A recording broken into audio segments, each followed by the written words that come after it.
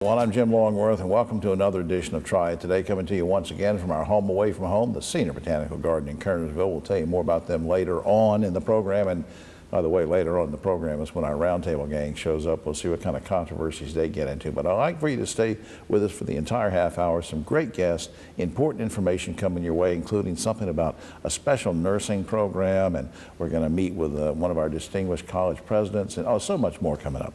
But where I'd like to start is with kids safety, specifically bicycle safety, with two guys who are going to help us on this topic. On my immediate right, my good friend David Daggett, attorney with Daggett Schuler, and he has his partner with him, Griff Schuler, and we welcome both of you gentlemen. Good to see you. Thanks, Jim. David, let me start with you. I see kids riding their bicycles all the time down the street. Some have helmets, some that don't. And I think we saw in the wide shot that there's a helmet sitting there. We'll get to that in a second. But what is the law in the state regarding helmets? So the law is for bicycle riders 16 years of age and under, bicycle helmets are mandatory for safety. It's just that simple. Okay, now Griff, give me an idea. I'll come back to David in a second. Give me an idea of how serious it is in terms of injuries and things that happen to kids. Well, I don't think we can talk about riding bikes and bicycle safety without touching on head injuries. 60% of deaths related to bicycle driving is related to head injuries. Right. If you wear a helmet, 85% reduction in head injuries. So bicycle safety, one of the biggest things is head injuries and wearing a helmet. Really trying to prevent that. Let's get back to the helmet then, since Griff brings that up, David. You have the helmet here. Now, what's a proper fit for a bike helmet for a kid? Sure. So you don't just get them off the rack in the stores. So here you go. No. This is for children and youth, but it applies to adults also. And we see lots of children around and adults too with helmets that are raked back like this on their head. That's exposing this area, that sort of thing. So very quickly, the rules are about 2 fingers above the eyebrow, so it's circling this part of the head. You make sure that the straps are tight and form a Y under the ear. And then on the chin strap, you don't want to choke, but you want that fairly snug so that the helmet stays in place if you go down. Right. Likewise, most helmets nowadays have a automatic tightening mechanism on the back. They used to call it a rock lock. This is the rock. Right. This is the lock. It keeps it on your head. In some of the newer children's helmets, they have an automatic mechanism that automatically tightens on the child's head. And you can see that when I tighten this, even without the straps done, it stays in place. You got it in you put it on, you fit it properly to the child's head. Well, let me ask you this. How do you know when it's time to get a new one? So helmets are made out of a sophisticated styrofoam. But think of a TV packed in a box or an electronic appliance. If you drop it, it damages the styrofoam. Likewise, if you have an impact with a bicycle helmet, it damages the styrofoam. That's time to replace it. The other thing is it gets brittle and hardens with age. So I usually look at every 2 to 3 years for me getting a new helmet. So you don't want to pass the helmet down from child to child to child over a generation. And helmet prices for good child helmets have really come down in price, and they do a super job of preventing the head injuries that Griff talked about. We have just a few seconds left. Any thoughts on how to get kids to wear them? Well, the biggest thing to tell parents is lead by example. 40%, only 40% of kids wear helmets. But studies have showed, Jim, that if they see their parents wearing a helmet, they are much more likely to wear the helmet and keep it on themselves. Right. So I know we don't have little children watching Triad today, but we do have parents, and so heed that message from Griff. Up on screen, website I'd like you to check out, DaggettSchulerLaw.com, or you can call them 724-1234 if you should ever need their help. And guys, I certainly appreciate all you do, and we will see you next month. Thanks for having us, Jim. Great. Right. Thank you, Jim. We'll be right back. Back now on Triad Today, and for those of you that have been watching us for the past 18 years, and shame on you if you haven't, you know we've talked a lot about apprenticeships in one form or another. This one is pretty unique, and that's why I wanted this very unique person to be with us today to help explain it. Next to me, on my immediate right, Robin Hodgin is Senior Vice President of Patient Services and Chief Nursing Officer. at Northern Regional Hospital based in Mount Airy. Welcome to the program. Thank you. It's a pleasure to be here. Now, as I said, I've talked about apprenticeships before with lots of folks from community colleges and other places. But you have something you put in place that's pretty unique. Tell me about it. Exactly. Yes. We're very fortunate to be part of this program. As you know, apprenticeships have been around for a while. You know, they're employee-driven teaching models where the apprentice can actually work, learn a skill, get paid. Right. So this opportunity is new and unique because it's youth. It's a youth apprenticeship program, the first in North Carolina, and it's really aimed at high school seniors. They're in their last semester of high school. What's unique about this program too is these are students that really have a desire to seek a career in nursing. That's great. So it was a great fit. Near and dear to your heart, Near and too. dear to our heart, being a healthcare, a community healthcare hospital. Other than the fact that, as someone who is a nurse and understands this and understands the need, but why, that aside, why was this program created? Well, it was created to give the students an opportunity, that they may not otherwise have. The uniqueness too in this apprenticeship program is when accepted into a nursing program, they have the opportunity to get their education at no cost to them. Wow. But it was really, our mission, I guess you would say, and our philosophy, we really do a lot with students in the area. So it fit right in. So when the opportunity presented itself, we were first to say, we really need to do this. What a great exposure for these kids too. And Absolutely. Now, how many? I don't know if you emailed me this or not, but how many kids are involved so far? Well, that's a very interesting story. When we first had the opportunity for this program, we had decided we were going to take 7 students. The applicants were so phenomenal. These are great students, great kids. We decided to take 13. So we have 13. They represent 2 counties, Surrey County and Yadkin County, over 8 different high schools. Wow. So yeah, 13. They're all still with us and doing great. Now, I don't want to press you on specifics. We wouldn't get into that anyway. But in general, how would, if I'm a parent or somebody listening to this right now, how do I know that my child might be a candidate? Sure, they might have an interest in being a nurse sometime, Right. But is there certain qualifications to get into this? Well, academically, yes. All these kids were very academically gifted, with a high GPA. Again, had the desire to seek a career in healthcare. But I would strongly encourage them to go through the guidance counselor at the high school if they had an interest. But we get information out there to the schools. We work very closely with the schools. We are one of many clinical sites that the schools come to, with their Sure. with their academic clinical experiences anyway. Now, I know you don't want to brag on yourself, but do you think that your program in this specific way will maybe be a good model for other hospitals and school systems? I do. So we were fortunate, that we were one of the first to do this program, and it has gone extremely well. But I anticipate we'll be participating in the program again in the future. Maybe even help us alleviate any kind of nursing shortages now or in the future too, Yes, right? and that was one of the reasons too. It helps us give back to the community, plant that seed, invest in the future, of young kids that will be looking after us one day. Absolutely. What a great cause. Here up on screen, choosenorthern.org is the website. Choosenorthern.org is a general website. And you, of course, get from there you can call over there and try to find out more information about this program. And I just appreciate everything you're doing. Well, thank you.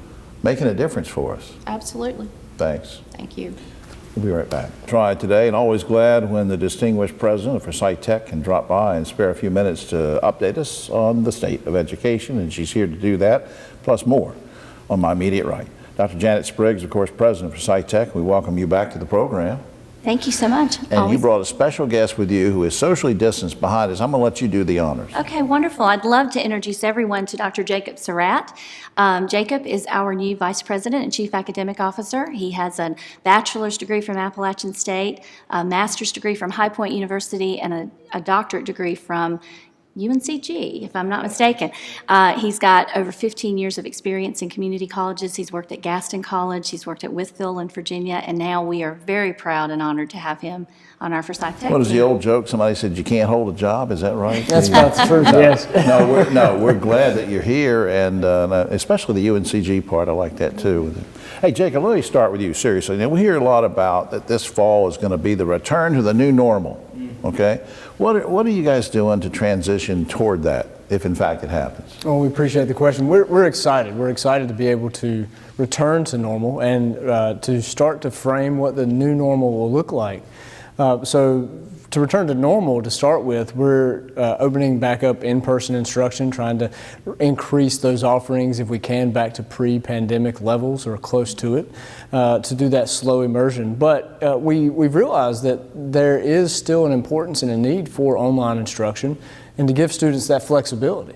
So we actually have a task force now made up of faculty who are helping us frame what that's going to look like, how we build in that flexibility so that students could choose within one course to sit down and take it in person with an instructor, take it from their own home through synchronous learning or asynchronous learning. So we'll have that sort of really, that flexibility is going to have to be a key part of the new normal. That's great. Janet, what role do you think Forsyth Tech is going to play in a post-COVID world? I think that Forsyth Tech and all the community colleges in the state and across the nation are invaluable for us as we try to maneuver what this new normal looks like, as we try to prepare the new workforce, because we all know that that COVID has changed us in so many ways. Jacob mentioned we've learned the value of online opportunities and flexibility for our students, and I think the workforce is seeing that too. So we have to be ready to prepare the workforce of the future and the workforce post-COVID.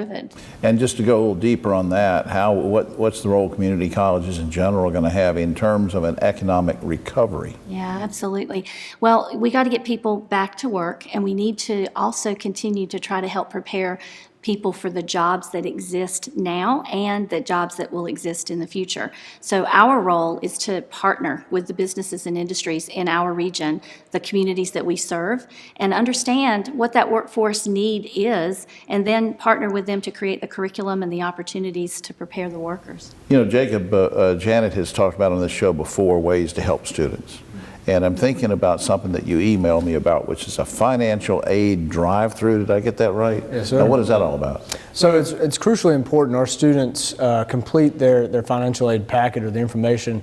It's really a first step to making sure that they have what they need to have the keys in place to afford college and to have that financial piece.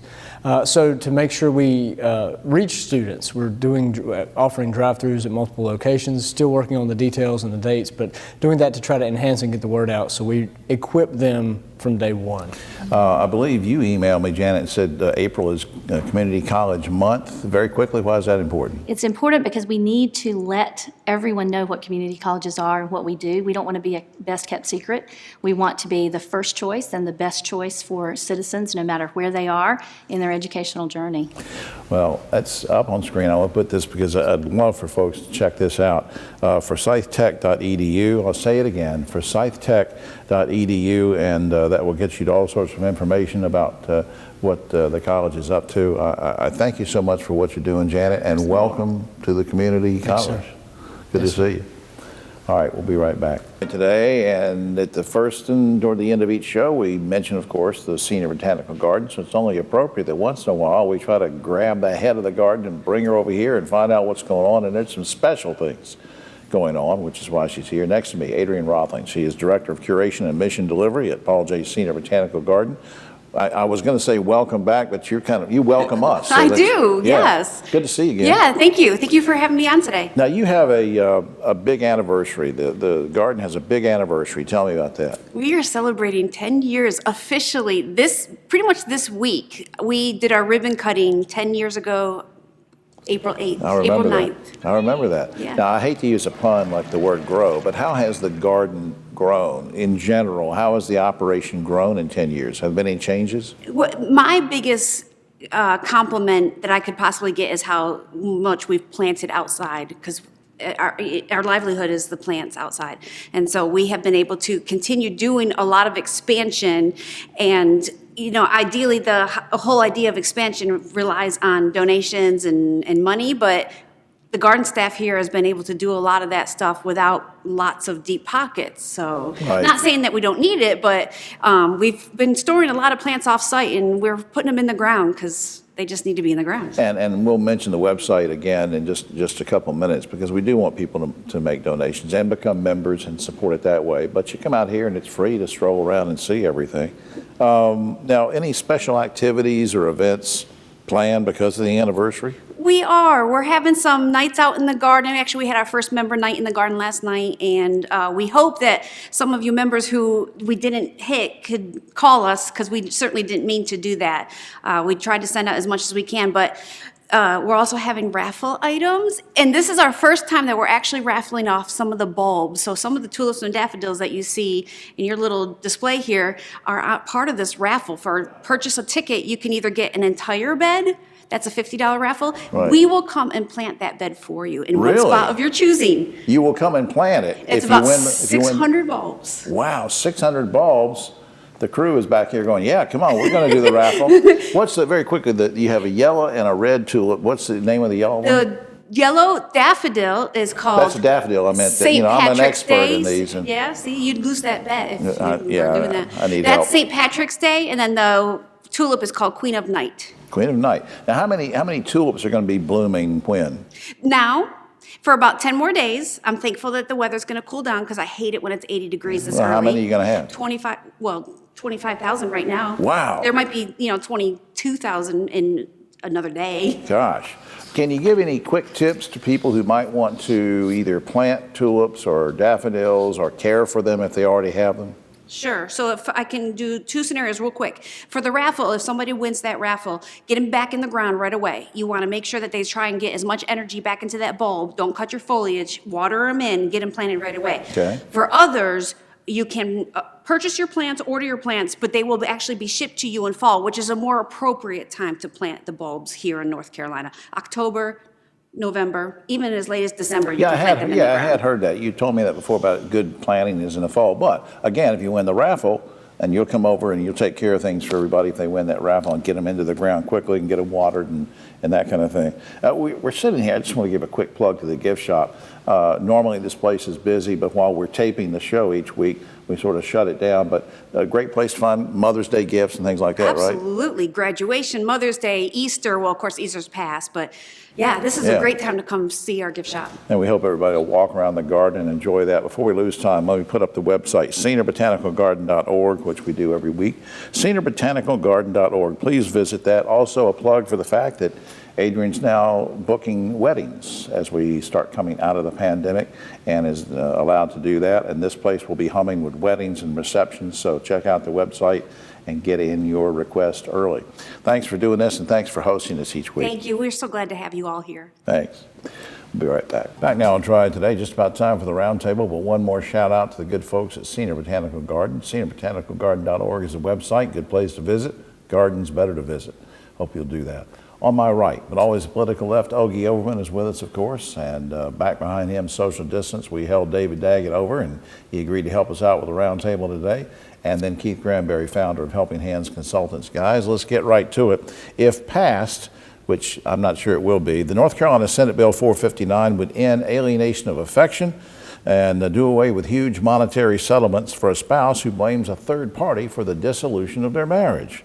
You okay with this if it should pass, Ogie? Yeah, it should. I mean, that's an antiquated law anyway. Most states have already done away with it. It's time to go. David? Yeah, I think it's an antiquated law, and there's some bizarre results that have occurred over the years that are based on historical circumstances that we don't recognize today. The other thing I want to correct in your question, there's not a lot of huge settlements. It's the few there are make the news. Okay, good point. So it's probably not as important as most people think, but it's an antiquated law. Time for It can be important if you're the guy or gal that gets sued and you're the mistress Yes, or whatever. yes. Keith, only 6 states, including North Carolina, still allow this. Would you like to see it go away? Well, I think it's. I think that number one, if someone is involved in a third party, there should be some settlement. I mean, I think that if you're married, you should do those vows, and if you don't, you have to pay.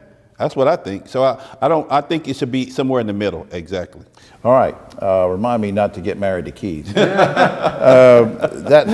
That same bill, 459, would shorten the waiting period for a divorce. In North Carolina right now, you have to wait a year for your divorce after you separate. This would shorten it to 6 months. Good idea or bad idea, Ogie? Oh, I'm fine with that. I mean, if you can figure out if you hate somebody in 6 months, you know. Can you? Sure you can. All right. I think the 6 months is probably good. The other thing that law changes is under the current law, if there's any intimate activity during that 1 year, the 1 year starts over. Yeah. And so it can keep getting pushed forward. You hearing this, Keith? Well, I think if there's imminent activity during that year, you should have to wait. I mean, why are you doing that if you get into divorce? I don't understand. We like each other but don't want to live together. Oh man, No, there's just man, that's not how it's supposed too to work. many issues. I can't even digest Stay it. away from hypotheticals. Yeah, we're Exactly. gonna send David and Keith out. All right, meanwhile, several Republican state lawmakers have introduced a bill that would ban gender surgery for anyone under the age of 21. Under the age of 21. Now, guys, is this good? Would this protect children or would it violate their rights? Ogie?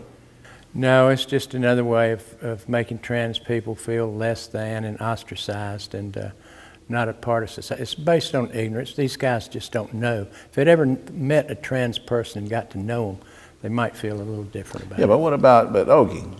You know that by the time you're 21, Jim. Yeah, but if Trust you're me. 8 or 9 years old, do you need to be having? Well, no, 8 or 9, there's a limit, sure. Yeah, David. Well, you're an adult. You can go to war. You can do anything else. At a younger But this is for age than this that. is for anybody under age of 21. Right, and I think that I agree with Ogie on that. The other thing that's a little bit ridiculous about this is how many times does this scenario actually happen?